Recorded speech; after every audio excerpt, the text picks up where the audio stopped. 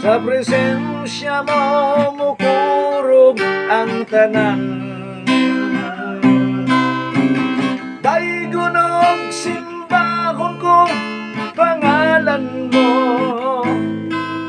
kay ikaw ang tag-iya ning kinabuhi ko. Salamat o Diyos.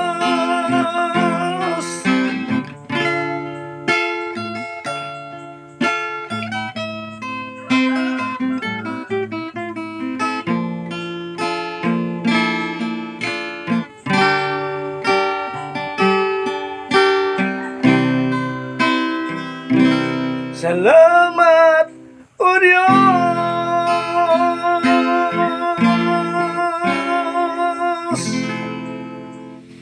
Good morning, mayong adlaw sa tanan nga mga supporters, mga subscriber nato sa atong Lanog sa Gugma sa Diyos YouTube channel. Kumusta kanyang tanan mga kahigalan, mga kaigsunan? Niana po kita sa panahon sa atong my song, my story. Makigalaan, magpanginaot ako nga sa pag-views ninyo ng mga video na aka mo sa maayong panlawas, as ka kondisyon og ang Dios magpanalangin kaninyong tanan. Kumusta kanyong tanan mga kaigsuunan? Dili man ako mausa-usa sa tanan nga mga kaigsuunan. Makigalaan kutob sa mga nag-support ning atong YouTube channel. This is my song and my story. Daghan mo ko nag-question sa kuha mga kaigsuunan, makigalaan mga subscriber nato, mga supporter nga unsay naa sa mong kayo nganong naapil ang mong kayo, no? Kining awit nga dili hitupngan. So mga kalanog, ako ning nahimo ang mong awit. Siya naka-views ni ini, nahimo na ako ning usapod ka alawiton dito sa channel sa Cagayan. Nahimo na ako ning mong alawiton niadtong 2012 tungod sa hinungdan sa bagyo nga Pablo, no? Wala pa kay masayod nganong nahimo ni tungod ni sa akong konsepto nga nakita nako nga bisan kinsa bisan unsa pa ka kung ang Dios mo anay masuko, wala gid tay mahimo manang dili hitopnan ang iyang pagkagamhanan. Una sa katapusan mga adlaw sa Jeremias 25:32 nagkanayon nga mogawas ablihan ang makulungawan sa hangin sa tibuok kalibutan ug ang tanang mga tawo patyon pinaagi sa bagyo. Muna nga, grabe ka Diyos ang amo nga eksperyensya sa bagyong Pablo sa banda sa Moncayo, Compostela Valley, sa Kumbal. Makaigsunan niya itong 2012, December 4. Muna nga kami, wala namin magdahom nga mabuhi pa nitong panahon na tungod sa maong bagyo. Pero akong nakita nga kung unsa man kabangis ang mong bagyo, dito po nako nakita ang pagkadili hitopngan sa gahom sa Ginoo.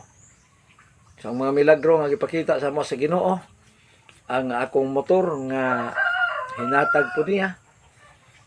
Ang uban nga mga motor nang lupad gipanglabay sa pikas-pikas tampis karsada, kadtong nay mga pako nga yanggak.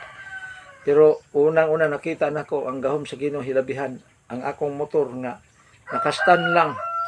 Nagpabor ang stand dinhi, unya ang hangin padung dito, way stand ang pikas kay pikas man lang. Pero ang motor nagpabiling nagbarog hangtod na human ang bagyo. Alas 4 sa kadlaw na human mga alas 3 hapon. Nagbarog nga nagpabilin ang motor. Usa sa mga milagro nga akong nakita. Din ang uban, ang tapad dunay bidyokihan, bugat man ang bidyokihan mga kalanog. Nilupad padong dito sa basketbolan. While ang motor nagpabilin nga nagbarog. Human sa bagyo giadto nako. Akong gisulay og pandar kung moandar pa ba. Usa ka sikad andar ang motor. Ang mga tawo nga nagtans palibot, unsa na imong motor? Gamanan. Na usa pa nga pinagadako na akong gipasalamatan sa Ginoo tungod kay ang akong tulo ka mga bata, dalaman namo dito, Mrs. Wala gyud bisag gas-gas. Uhay lang uban nangamatay, natabunan sa yuta nga wala na gyud intaw ikita. Pero kami dako kayong pagpasalamat namo kay naisip gyud na akong maayo nga ang kagamanan sa Ginoo dili gyud ay malabuan bisag unsaon pa sa tawo. Manang dito ko sa buntag sa iyo 2012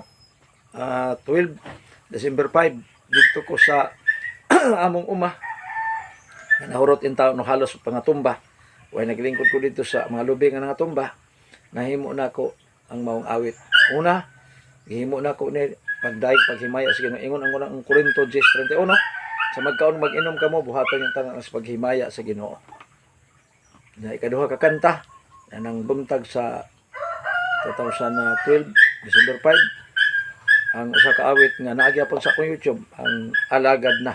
Ako po na ipasantop sa sunod nga panahon sa ato nga video makaigsunan. Kining maong awit ang dili hitopngan akong nakita nga dinis kalibutan bisag unsa pa kakagamhanan kung ang Dios na mo'y masuko. Wala tay mahimo. Mo nang sa 83:15 Salmo ning salmista David, luto sa sila o Dios sa imong mga unos ug hadlo ka sila sa imong mga bagyo.